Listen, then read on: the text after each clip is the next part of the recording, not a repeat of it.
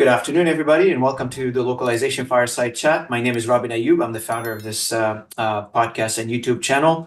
We're an independent channel. We're not influenced by anybody. This is a self-initiative I started a few months ago, and thanks to all of our listeners and audience, we just surpassed the 85,000 views on YouTube. So we're celebrating this today, and we got about 30,000 downloads on all of our podcast channels. So thanks to all of you for making us this young channel a success. And I really appreciate everybody listening in and tuning in to our conversation. We hold here an unbiased, unscripted conversations. This is not by any chance a pre-prepared conversations. This is a usual over a coffee kind of conversation. And I have the pleasure and the honor to be accompanied today with Bethanie Nanomi, which I've met Bethanie before. We've had conversations about several topics. Most of them are near and dear to my heart, is sales and sales enablement, making us a little bit more efficient in what we do, and growing revenues, which is near and dear to everybody's heart in any industry, specifically in the localization industry today. I have people telling me all the time, the biggest problem we're facing is revenue generation. And this conversation, hopefully it helps somebody in giving them ideas and how to drive revenue forward by making us all a little bit more efficient. So Bethanie, welcome to the channel. And I'm very happy to have you with me today on this important topic. If you don't mind, for the audience, Bethanie, introduce yourself. Thank you, Robin. I'm super excited to be here. So my name is Bethanie Nonami, and I am a sales team trainer. So I've worked with sales teams for the last 25 years, and recently focusing on how can we make more money in less time, because we have the pressure to deliver the sales volume. We have to meet the clients. We have to network and prospect and follow up. And when do we do that? And how do we do that? And are there ways that we can make that more efficient so our job doesn't drag us down so much and we can actually enjoy how we spend a majority of our life? You know what? You just hit I was wondering before we got into the conversation, because such a topic that we can talk about it for a couple of weeks, but we only have 1 hour. We're going to do this episode in 1 hour. You just hit the nail on the head in a couple of more topics here that, when we talk about the acceleration of revenue generation, when we talking about, being a lot more efficient than what we do, when we do business as salespeople, like you mentioned, the several aspects of the sales job is, how do we get there? How do we make things a lot more efficient than where they are right now, in your opinion? I mean, part of it is realizing that maybe how we're doing things today is not the best way. It might be how we're comfortable. It might be what we're used to, but there's often a better way, whether it's a process, whether it's delegating, and it doesn't mean we're giving away everything that we do, but there are so many parts of what we do that we feel like we can do the best. So we take it and we do it, and then we're exhausted and we don't have any time to do anything else. So how can we look at the process that we have today? And is there a better way? Is there a process better way? Is there a technology better way? How can we make that better? And just being open-minded to maybe there is a better way, and maybe we can figure that out and get some help if we can't. So you mentioned something earlier. The fundamental thing in sales is the time. If time was not a factor in the sales job, then probably we don't have a problem. Right. But since we are talking now in the early December, December 4th on a Monday, and January is upon us, and most sales calendars start in January. So right. and we're up against that dead end at the end of the year, which is the 31st of December, and the clock starts to tick in January. What an opportunity right now to start talking now. We should have talked actually early in the last quarter, but now it's good time as any to talk about how do we prepare for that January 1st, that when the clock starts to tick on the 24th, the 2024 calendar, in terms of meeting our goals, meeting our quotas as sales teams. So, and the opportunity here is for all of us to learn something new, but at the same time, the objective for all of us as sales team is to put more opportunities in, put more goals in, put more prospects in the funnel, and see by the end of the year, how many of those have I closed, and did I close enough to meet my quotas? Right. So how do we do that? How do we do more with less, basically? So I think there's a couple of things. I think sometimes we are so focused on our current pipeline that we lose sight of the people that we've talked to and nurtured in the past. So I think there's an opportunity in December specifically for low-hanging fruit because everybody's slowing down, everybody's planning, but sometimes you have a window right now to follow up with people that you met 2 years ago. You can look at your calendar and we'd be amazed how many meetings we take. And sometimes it's not the right time at that moment. We might have the customer that has the problem. We might have the perfect solution, but timing wasn't right. They had things going on with their boss or their team that just took their attention away. So I think December is a great time to get back in front of everybody that you've talked to, going back even 2 to 3 years. So I think people lose sight of the fact that at any given time, 1 to 3% are buying, 1 to 3% are looking for a car, 1 to 3% are shopping for a dog, 1 to 3% are looking for a TV. That means that the other 97 to 99%, it just wasn't the best time. So it wasn't that it wasn't you and it wasn't meant to be you. It just was timing. But our buyers are busy. So they're not going to think about us 2 years later and be like, oh, I really need to call Robin because I remember that thing he said 2 years ago. And I said, one day I'm going to have the money. And we kind of realized that after we've talked to a person, they said, it's not the best time, but we'll look at it later. Sometimes we kind of get our feelings hurt a little bit and we lose our confidence a little bit and we have to dust ourselves off and stand back up. But that wasn't a no. That was just maybe not right now. So you can not only reach back out to people that you've touched bases with over the years, go through your email, go through your phone, your text messages, go through appointment meetings that you've had, and just touch bases and see where they are. Because even if they have some budget left, they might have some creative ways that they can say, hey, we are not ready yet, but we've got $5,000 left. So is it a good time to maybe we can get started, or maybe we can ink something on paper? If anything, they'll remember you for next year when their budget does come through, when they're starting to think about things in January, because they forget too. They have lives that they're managing. They have families that they're dealing with. They have the demands of work.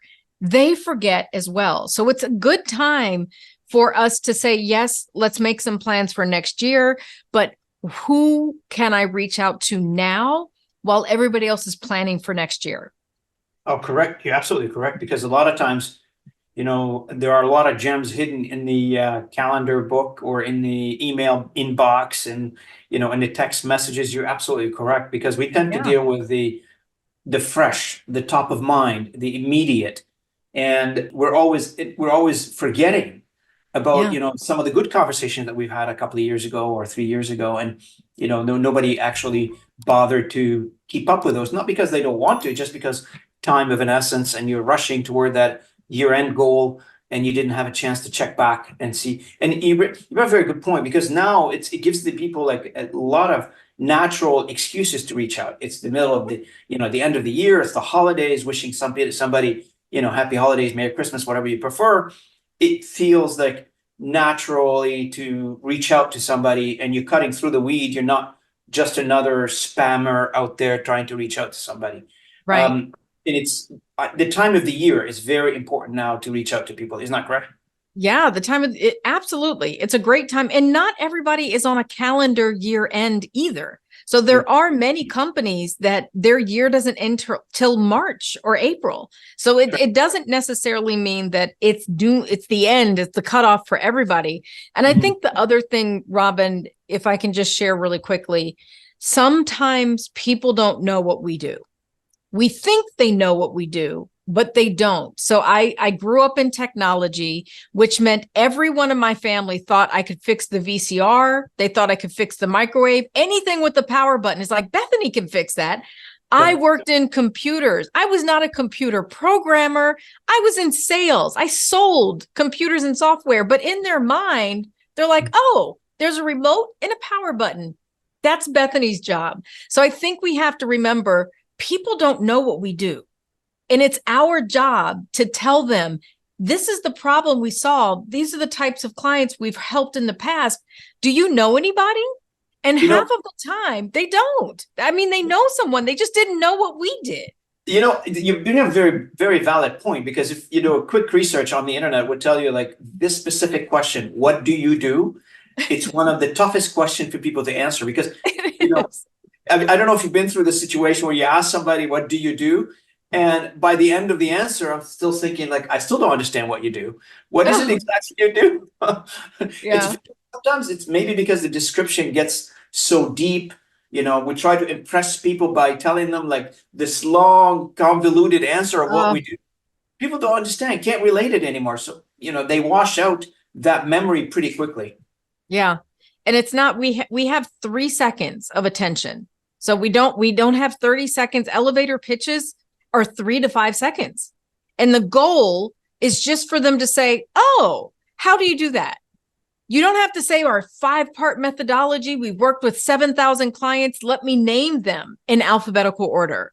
It's just to keep them to say, oh, and get them to lean in. That's it. That's the only, and it's hard to be concise and clear and hook them. It's Monday, so I'm allowed to do a joke. It's not Friday, I know. So what I was on a call and just anecdotally, and this person was supposed to give us, an elevator pitch, and it took on forever, forever. So on the chat on the other side, on the other screen, a bunch of us were just commenting on this long sales pitch on elevator pitch, and one of my comments was like, is this building has like 200 story and that's elevator is going up for the 200 story up. It's, Yeah. this is where your 3 seconds note is well taken. You Yeah. either capture the attention in 3 seconds. Even people are listening, but they're not listening after the 3 seconds. No, they might be looking at their phone while you're talking. I mean, it's Or like, if they're making eye contact, you can rest assured the surface memory of an individual, it's being flushed out automatically. So yes, absolutely. So let's talk about, now that we set the stage of what this conversation is about, let's get into the mechanics of it. And I know you and I have talked about the salesperson's desire is to reach out more people, to take less time to take notes, to compose an email, and especially now with the current situation of all the tools that are available, which we're making a huge amount of progress. And I know you and I have talked about a few of those in the past, in terms of making the salesperson's job focus on what's real, making that human contact. Take away all the other elements of administrative stuff that most people don't like doing, like logging on expenses and expense reports, or taking notes in a meeting and summarizing a meeting, or all that stuff now can be auto-generated. Am I correct on this one? Absolutely. So whether or not you use Zoom now has an AI companion that will look for your name being mentioned, will look for comments or things that they think that are key takeaways or action items. And it kind of helps you summarize that. So there's been tons of note takers. So sometimes I was on a meeting Friday and there were more AI note takers than people. So people didn't join, but their AI was there. So there's Otter, Fireflies, Phantom is a really great one. Some of them are free and some of them have free-ish. So it's freemium. You can do certain things, but you can't fully do it. And we started using one that's really designed for salespeople. And it does the follow-up for us. It connects it to the CRM. It can do the email follow-up. And if it said, let's meet December 15th at 3 p.m., it says, do you want me to schedule the meeting? Should the same people join? Because it connects to Zoom or it connects to Teams. So it helps with some of that follow-up, because if our job is to be on the phone all day, whether it's with our team or with our clients or with our prospects, there's always follow-up. There's always something to do when you get off the meeting. What's the name of that tool? What's the name of that tool that you mentioned? That's called Sybil. Oh, Sybil. Okay. And what Sybil does, there's a couple things that they do. I can show you if you want. Yeah, would you mind sharing your screen? Maybe the audience would like that. Yeah, no problem. Okay, so Sybil does a couple things. Robin, have you ever heard the term that 93% of communication is nonverbal? Correct. Yes, I've heard of that. Yes. So as salespeople, what we rely on 7%, we rely on what people tell us. And that's what we build our pipeline on. And sometimes people will explain things like a methodology. For anyone that sells something that's complex, it's hard to explain. We might have pretty slides, we might have diagrams, we might try to say it in plain, simple terms, but we ask everybody, do you have questions? And everybody's like, oh, no, that's great. Well, then I look at my Sybil meeting notes and it says, oh, when you presented your methodology slide, 6% understood and 94% of the people were lost. Nobody said anything. So nobody wants to be embarrassed. Nobody's going to be the first person to admit I'm lost. Sometimes you'll get buyers that are honest and transparent and there's no filter. But if we're counting on people saying, oh, this is great, and they're not even looking at the screen, they're distracted. So what Sybil does, so here's my notes. So can you see my screen, Robin? Yes, I do. Yes, thank you. So it talks about my notes. It gives next steps by the people that are on there. It says what percentage of talk time, what engagement, what her interests are, what her pain points are, and then it categorizes it by person. So this is just like the meeting summary. What happened during the meeting? I can say AI follow-up. It can connect this to HubSpot, Salesforce, my CRM by person and say, hey, Bonnie was on this meeting and these are the things that she's concerned about. These are her takeaways. It can copy that to Slack. It can send an email. But here's what I like. I can see if people are engaged, if they're nodding, if they're in agreement. And I can so I can look at this part and it's like, oh, there's a lot of red. There's a lot of red for everybody around this time. What was I talking about? What were we going over? So I can see when I'm losing people, like during the conversation. Very helpful. It's extremely helpful. The other two things that Sybil does is if I have a presentation, if we're sales reps, we have a slide deck. Get through the slides. You have to get through the slides. And we go through those slides, and then I can get feedback on whether or not the slides were understood and whether or not my deal is at risk because nobody was paying attention. The pricing slide, everybody was disconnected. They were confused. They were frustrated. I can't, unless I've been trained on psychology or human behavior or body language, I'm not going to know what that looks like. Right. I'm not going to know to listen to their tone of voice or to look at their body language and say, oh, Bethany is uncomfortable. I don't know. You're right. So it just helps me with the things that I just may not understand. Such a great tool to give you insights on what's working, what's not working with your audience. Now, when you highlight that red portion on your what looks like a heat map of the conversation, could you drill down on what you have been saying? Yeah. So if I look at this part of the conversation, I see what you mean. Yeah. It'll take me to that portion of the meeting and I can kind of see what was going on. Okay. Got it. But if this were a presentation and I had slides and things like that, I would see the exact slide I was sharing, the exact screen I was on where everybody was just like checked out. Because a lot of times salespeople, we go into a conversation, we think that people understood what we want to say, but reality is, no, it didn't. And it didn't. Right. So there's a couple things that you can also do with Sybil. So I can send snippets. So say I'm a sales rep and I have a call script and I'm supposed to follow that script and I know how to respond to objections. If for whatever reason I had a hard time, the client was pushing back, they just didn't seem to, no matter how I tried to explain it, they were confused and I just didn't feel good about that part of the call. I can kind of trim that part of the call and send it to my manager and say, I need help overcoming this objection because I tried all the responses and they were still confused. They were still lost. They still pushed back. Pricing, anything like that, timing, past success. So I can send snippets to different team members to just say, hey, this is going to be a problem, or hey, I need your support, or hey, we need to reach out to the client. So we don't have to just use this in sales. It can be customer service. It can be customer support. And not necessarily just communicate the problems. I'm assuming you can also, what's good is you can communicate what worked. And what worked, maybe we need to amplify, do more of, and we need to learn from what did not work and try to improve it. Yes. Now, Sybil is not real time. I have to wait for the meeting to be over to get this analysis. There Correct. are tools that are real time, like Attention and Gong. But for those are really designed for bigger sales teams that have knowledge bases, that have sales scripts that say, for a qualification call, these are the questions you ask. But what that does is it listens in real time. And it'll say, okay, Robin, you've been on the phone for 15 minutes.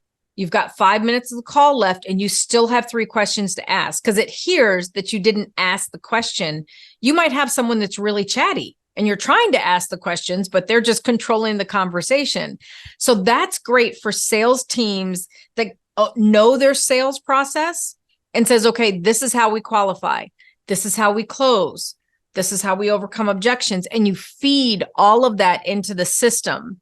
And then it's like a sales coach and mentoring your sales reps directly on the call. Yeah. So there's a lot of things like that that are just, I think people have this perception that anything that's driven by AI is going to be a threat and it's going to replace us and it's going to be a problem.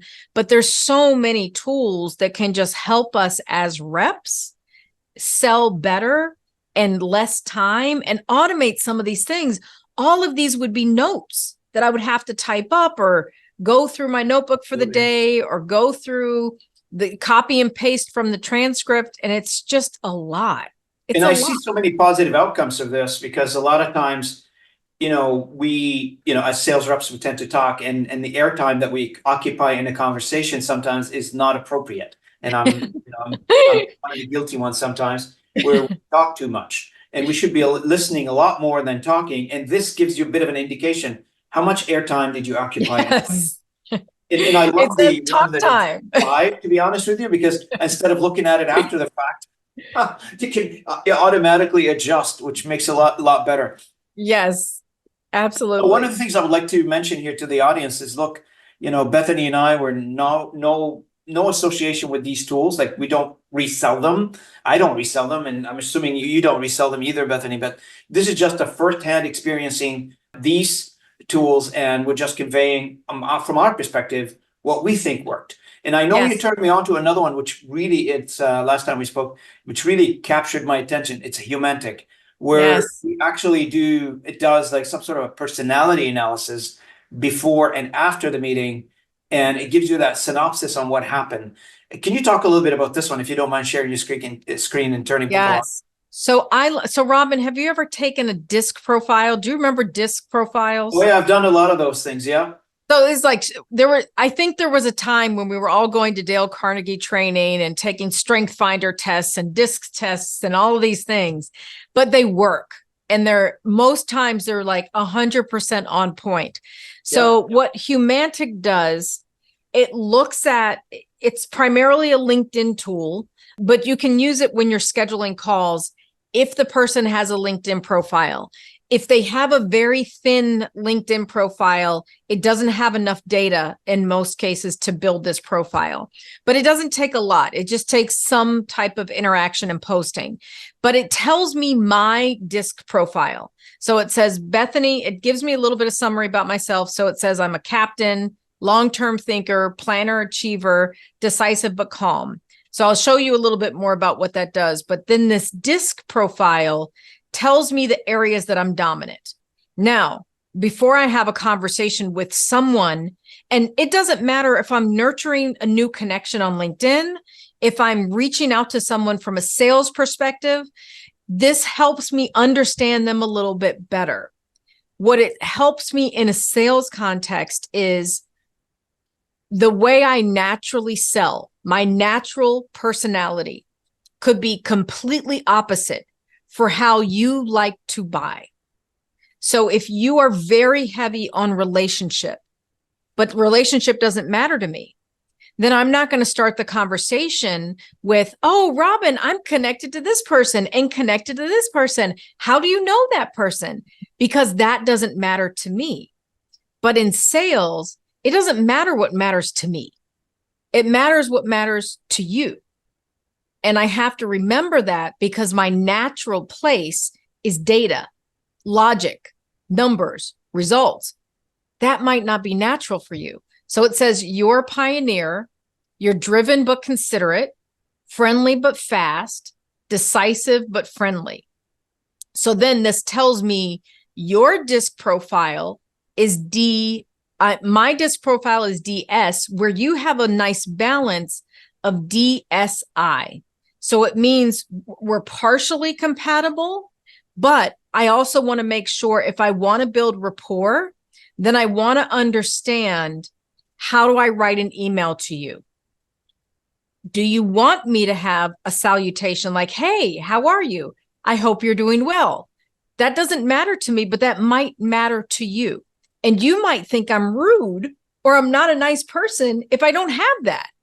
And then it talks about when qualifying or prospecting, how do I build a winning connection with you?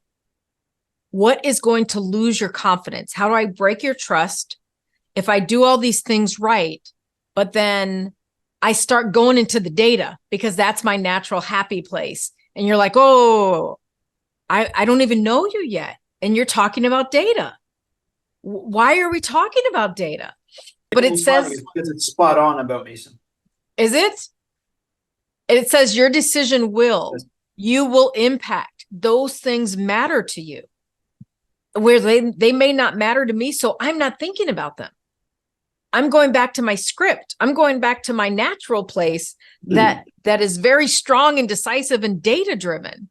Point, because most sales people, not most, some will focus on their style, their way of thinking, their way of behaving when it comes to prospecting and dealing with customers. And this is a very important point, because that agility in adapting our personality and our behavior to the end user or to the customer at the end of the day or to the prospect, it's very, very important. That's how you make the connection. You cannot be on two different levels between you and your prospect. You have to come close to matching it. And right. ability to modify or adapt your communication style, your behavior, etc., however you want to call it, to match the subject that you're trying to talk to, it's very, very important element in building that long-lasting connection with the prospect. Absolutely. And it's not something we just forget, because it's Correct. easy for us to go back to what we're used to doing. Some of the other things that it helps us understand is when we are negotiating and closing. These are the secrets to closing fast. You have to have, it sounds like you want a combination of proof of results and relationship, high level of professionalism. So if I get too comfortable and I'm like, oh, Robin, and I'm making jokes that aren't appropriate, or then that might not be comfortable for you. Nope. And I could lose credibility. I could have the perfect solution, but people buy from people. And there's a lot of solutions that do similar things. So if you have the solution that I want, but I don't personally like you, it absolutely influences whether or not you're going to buy. Correct. And then this is also important as a salesperson. Will I ever get a clear no from Robin? Because you might not want to hurt my feelings, and you may be a friendly, kind person, and you're like, oh, Bethanie's so nice, and it's a great product, but oh, I just don't, I don't want to be mean. So I have to know, if I'm not going to get a clear answer from you, then I can't bank that it's an 80%, 90% confident deal if you're just being nice. And then setting the expectation. Will you move fast? Will you move slow? Are you going to take some risks? Depending on the industry, depending on the solution, there's still risks. We have to remember that when people choose us and are going to give us money, it's a risk. It's a risk to your reputation. It's a risk to your credentials. It's a risk to your track record of hiring great vendors. So we have to remember these things, and it's not just a logical decision. It's very emotional. And understanding some of these things just may help us feel like it's a natural and better buying experience than how we think it should go. Absolutely. This is very phenomenal, to be honest with you. In our industry, there are some people using some of these tools, but the majority, I believe, that can use some of those tools, and they should deploy them in a variety of ways to enable better outcome from their sales. And the other thing too, that's most, not just in our localization, but most industries where they are in a category of small to medium enterprise, not a lot of investment in sales for the most part. Some people would have like maybe one or two, maybe five salespeople, but you're not going to find an army of salespeople in running around in a small to medium enterprise, right? Right. So maximizing and being a lot more efficient in what you have is a very good business decision to make from an entrepreneurial perspective. If you're counting the dollar and cents and you're thinking like, this is how much I'm spending on sales, this is how much I'm spending on operation, the opportunity would be is to maximize your output for the little amount of dollars that you're probably spending on sales or the big amount of dollars you're spending on sales. It doesn't matter, but that's the key factor here is produce more and be more efficient and reach out to more people. Now, one of the things when you talk about reach out to people is, which everybody in sales, either they're starting or in the middle or a brand new budget year, etc., is, and we touched a little bit on this one earlier in the conversation, is go back to your old Rolodex and see who you have not talked to. But in the case where we don't have that Rolodex and we're not, well, maybe exhausted the Rolodex and I still need to talk to more people, like the question become, where do I find new people to talk to? How do I set the stage for that? Any ideas on this? I am a huge fan of LinkedIn. Right now, LinkedIn has a supply and demand problem. So last week, LinkedIn took the timestamps off posts. So remember, you would see posts before and it was like a week ago, 3 days ago, 2 days ago. They took all of the timestamps off. Now, why would they do that? There are over 1 billion people on LinkedIn right now. 90 million in North America influence the buying decision. 60 million of those people can cut a check. And 84% of those people go to LinkedIn first. They're not asking their colleague. They're not doing a Google search. They're going to LinkedIn to search for a solution provider. They go there first, and 84% of people go there. Now, the other thing that we have to understand is there's not enough people creating content on a regular basis.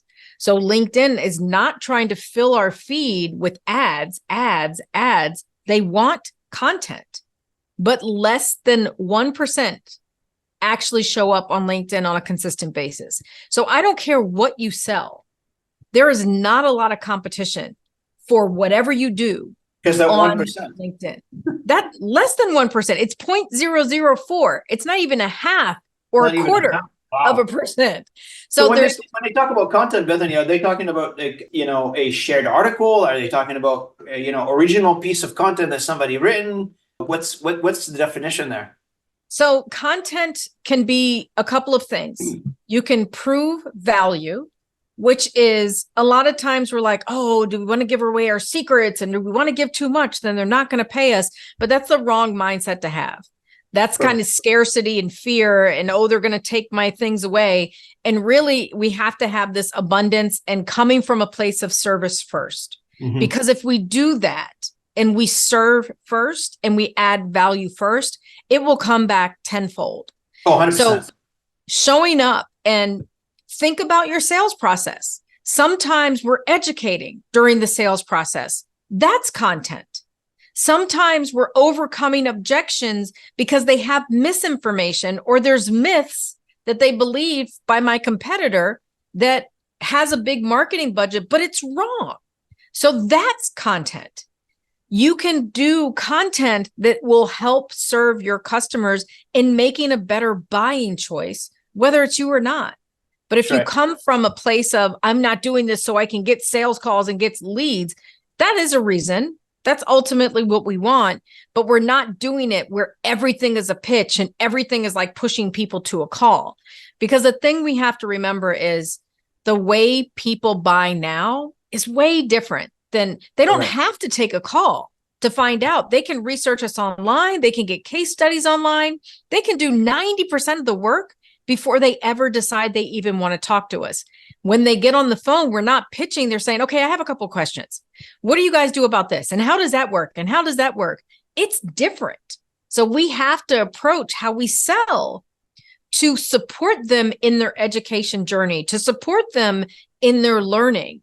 because that's really what they want. Give me information so I can at least learn before I'm ready to even commit to a call. You know, you bring up a couple points here, which, you know, in the past has been adapted from the physical world to the digital world, right? So one of them is sell by education. So it's the soft way of selling by proving the value of what you're trying to do by educating your audience.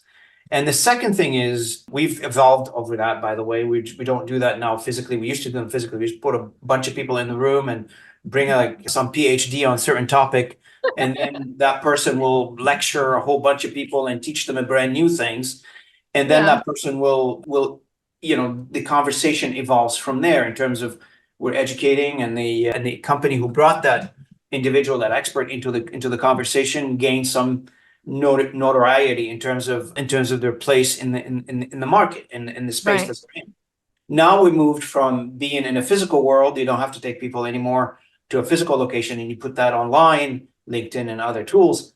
And then you prove to yourself now, how do I cut through all this noise, all this weed that are out there, and try to become a thought leader in what I do and educate? You bring up a very good point, because a lot of people in the industry where I am, and that's my feeling, are afraid of putting themselves out there.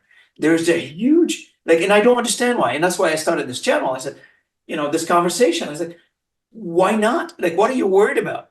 Are you worried about giving your, you know, the how you make the sausage, or you make your secret sauce, and people going to steal that? Like, do you think people don't know what they need to know to figure out how they do business? Like, I mean, they already know that. Yeah. What's your comment on people, like, they're very worried about, and you can feel like when you talk to them, like if you face to face with them, they're afraid of looking at you, they're afraid of shaking their hands with you, or whatever it is. It's just crazy. It's, you know, I think I have not been a big fan of social media in general. I'm a very old school person. So I still write thank you cards. I still read books. I still write everything down in a notebook. I print a lot. So I think that I don't like when people feel like social media is supposed to be the best version of everything and only show success. So, and I think LinkedIn is a good place to show I've learned these lessons. I made these mistakes. These are things that we've done that I wish I would have learned earlier or done better. Yes, you can show success, and yes, you can add value and all of those things. But I think it's so important that we feel safe to show up on LinkedIn. We don't have to be in a 3-piece suit.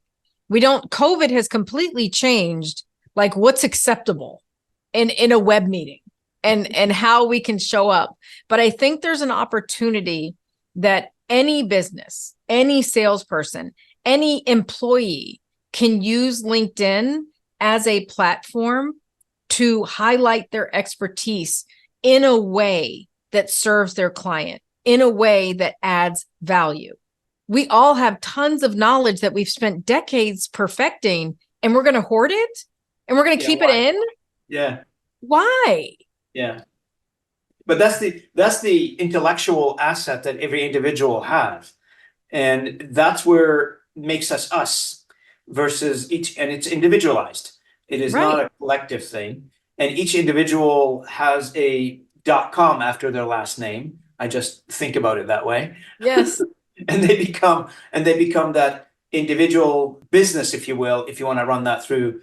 And if you're selling, instead of being a product or a service in this case, is your knowledge. And you know, when you tell people certain things, give them recipes or help them online, you become that go-to person. And you know, go-to person in a certain expertise, in a certain product, in a certain service, in a certain domain. And then that generate basically what you're, you know, in a way that generate from the outside in leads coming to you versus you going out and searching for those leads and convincing them to talk to you. Absolutely. And it's not, right? Yeah, absolutely. Because you go from being the hunter to being the hunted. So it's not, you're using LinkedIn as a platform to highlight what makes you different. And part of that is being a human being. So you don't have to show up, but I can tell you that the posts that I've done that are vulnerable and honest, and I'm afraid to post, are the ones that connect with humans better. 100%. 100%. And there's many examples where people sat down and wrote an email from their heart, as you said earlier, and produced a hell of a lot more results than an email that was written by marketing and pushed by, one of the marketing systems, and it didn't generate anything. Right. And we're born, we're born with the human innate desire for connection. And Right. when we are building rapport with people, it's a Yep. connection. So That's we right. all have something in common. We can all relate to some shared experience. And if we don't, that's part of the things that I think it's when you were talking about, like, I need to listen more. Part of it is just what makes us connected. How are we connected? There's some thread that connects us, whether it's our love for travel or we both like food or whatever it is. There's something that connects all of us. And that's where we start to establish that bond and connecting with people. But when we share from the heart and we're not worried about what people are going to think and are they going to like me or not like me, it's not bad to disqualify people. I'm not for everyone. That's okay. I don't want you to contact me because guess what? If you don't like me, you're probably not going to value my experience. You're not going to value my time. So I'd rather you move on to someone that you do like. And it may not be me, and that's okay. But I can still add value, and they don't have to like you, but they have to trust you. So how do you manage all this within the timeline? So you're right, we're not made for everybody, and everybody got a match somewhere, be it a customer or a spouse, whoever. Life is Right. matching.